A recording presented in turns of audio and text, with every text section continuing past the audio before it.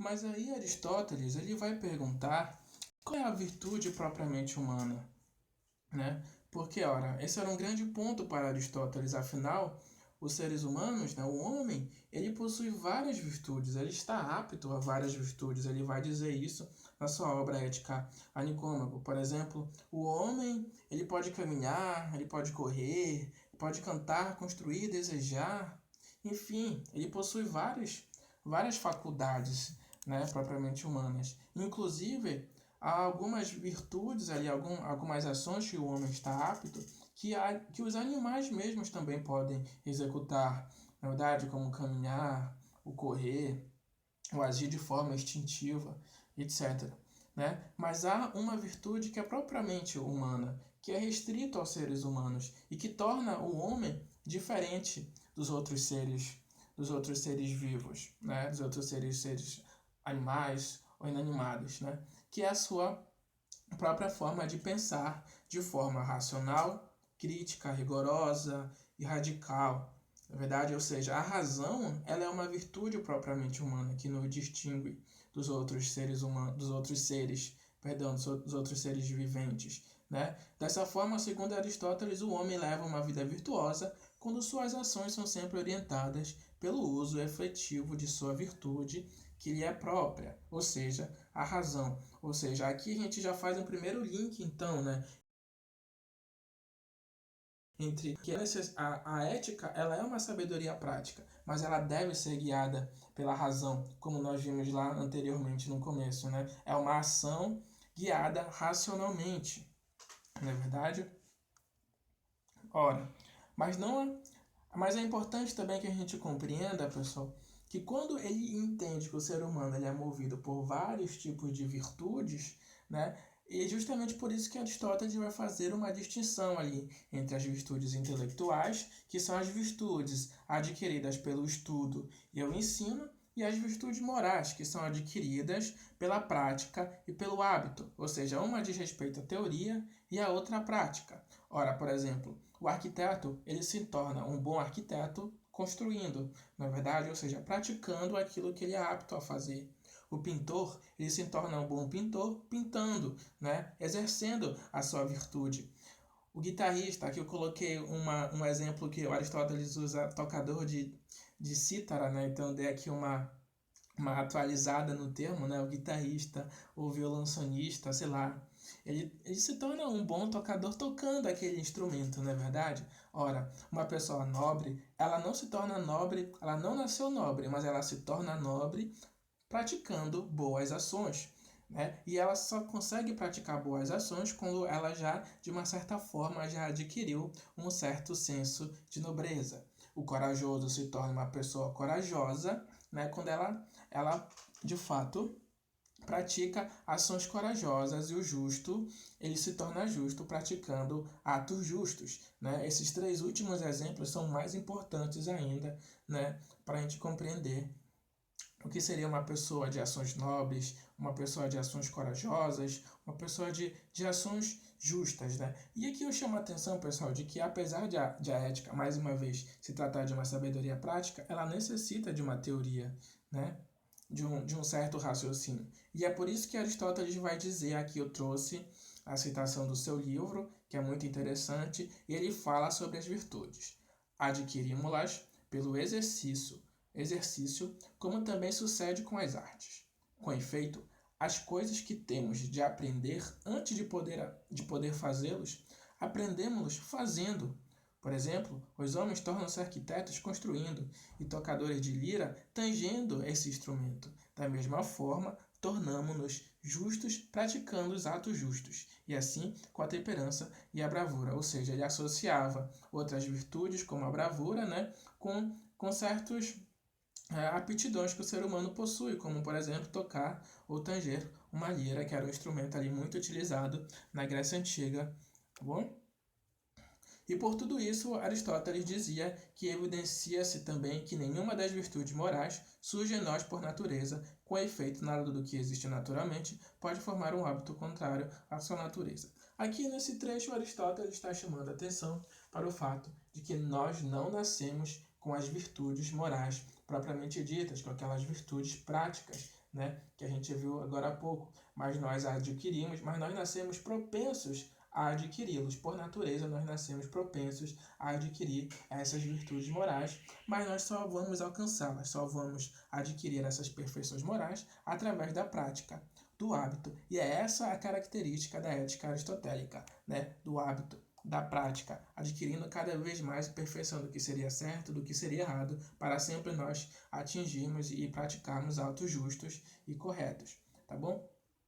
Ora, não basta saber que possuímos uma capacidade racional. Então prestem bastante atenção que para Aristóteles não basta apenas saber que temos essa capacidade. É preciso colocá-la em prática, né? Tem uma expressão que era muito utilizada já ali na Idade Moderna, principalmente por Descartes, que ter uma razão e não a utilizá-la é como ter olhos e não enxergar de uma forma mais adequada, né? Não utilizar de fato esse órgão tão importante, né? No caso aqui seria a razão. Então fiz uma indagação, olha aí para a indagação, como exercitar a razão no campo da ética? Como exercitar a razão? E Aristóteles vai responder dizendo que é preciso, pois, atentar para a qualidade dos atos que praticamos.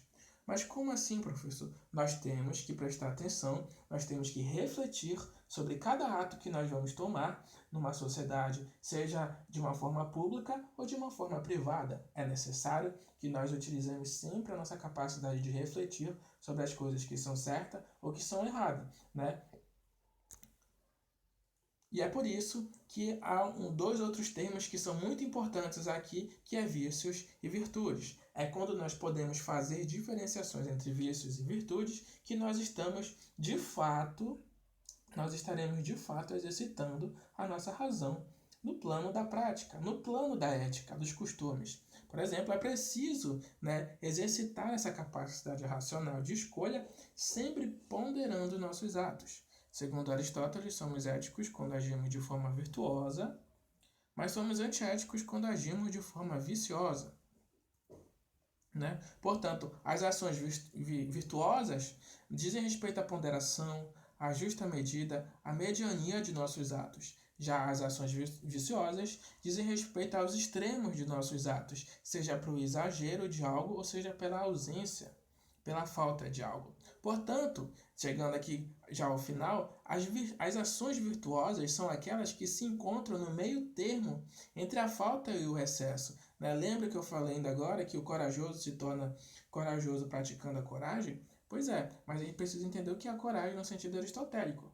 A coragem no sentido aristotélico é qualquer coisa que se encontre entre a temeridade e a covardia, ou seja, entre o excesso e a falta. Por exemplo, se você se vê diante de um assalto à mão armada, né, o corajoso não vai ser aquele que enfrenta o bandido propriamente dito, né? O ladrão que está armado. Não, você vai agir de uma forma racional e vai tentar eleger a melhor forma de agir ali. Você não pode ser nem tanto um total covarde, nem tanto um total temerário. Agir de uma forma descabida e sem pensar. A coragem é sempre meio termo.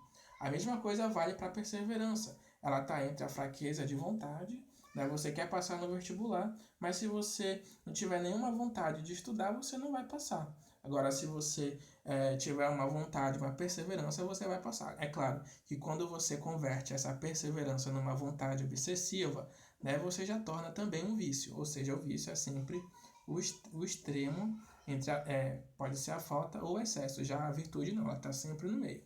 O mesmo é a sinceridade. A sinceridade ela é qualquer coisa entre a falta, ou seja, a pura falsidade, ou o excesso, a indiscrição.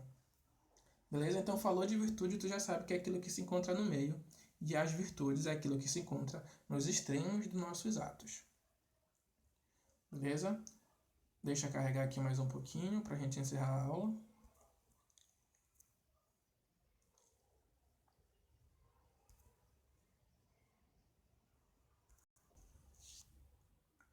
Então, concluindo sobre a ética aristotélica, a gente compreende que as ações virtuosas serão sempre aquelas que, orientadas pela razão, pelo exercício racional, conduzem o homem para aquilo que ele é destinado, a felicidade plena, a eudaimonia. Ou seja, esse ethos, essa ética, nos orienta a sempre escolhermos o meio termo, ou seja, as virtudes e nunca os extremos dos nossos atos, os vícios. Né? E é esse que é o grande legado aristotélico, né? De que ele propôs uma ética de que o ser humano nasceu para ser plenamente feliz. Por natureza, o homem nasceu para ser feliz. Então, essa é a principal característica e definição da natureza do homem, segundo Aristóteles, né? A de que o homem, por natureza, nasceu para ser feliz. Ou seja, quando ele age de acordo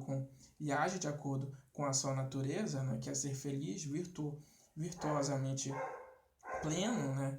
Com ações corretas, ele está indo de acordo com a sua natureza. Ele está sendo ético. Quando ele não age de acordo com essa sua natureza, ele está agindo de forma antiética, indo contra a sua natureza. Né? Mas sempre é importante lembrar que a felicidade, eudaimonia, no sentido grego, é aquela que dura uma vida inteira e não apenas em pequenas alegrias momentâneas e passageiras. Ou seja, a todo momento temos que exercitar essa nossa razão para nós agirmos e escolhermos e fazermos as melhores escolhas dos nossos atos. E isso deve durar durante uma vida inteira. Isso quer dizer que não adianta nós agirmos de forma correta aqui no lugar e aí mais na frente nós agirmos de forma totalmente errada. Né? Ele está querendo chamar a atenção para que nós devemos ser éticos o tempo todo e que essa vida ética, esse ato deve pautar toda a nossa vivência, toda a nossa vida. Beleza? E aqui, para finalizar, algumas citações que eu trouxe, tá bom, da sua própria ética nicômaco. Por exemplo, os legisladores tornam bons os cidadãos por meio de hábitos que lhes incutem. Esse é o propósito de todo legislador, e quem não logra tal desiderato falha no desempenho da sua missão. Nisso, precisamente, reside a diferença entre boas e más constituições. Aqui a gente já percebe a importância da ética para o plano político, só que a política nós vamos falar na próxima aula, tá bom? Uma outra citação muito interessante é que ele fala sobre a nobreza de um homem se deixa ver quando aceita com resignação muitos grandes infortúnios, não por insensibilidade à dor, mas por nobreza e grandeza da alma. Aqui ele está chamando para o fato que, por exemplo, quando tu está num trânsito ali caótico e alguém te xinga ou faz alguma coisa, você não vai reagir da mesma forma, você não vai retrucar de uma forma ainda pior, nos piores momentos que mais te deixa irado, você vai ter que controlar as suas emoções e agir da forma a mais calma e racional possível. Por fim, o objetivo da vida política é o melhor dos fins, e essa ciência dedica o melhor de seus esforços a fazer com que os cidadãos sejam bons e capazes de nobres ações. Sobre o objetivo da vida política, veremos na próxima aula, tá bom? Aqui mais uma vez aquele quadro que eu já tinha te mostrado na aula anterior. E é isso, pessoal. Até a próxima.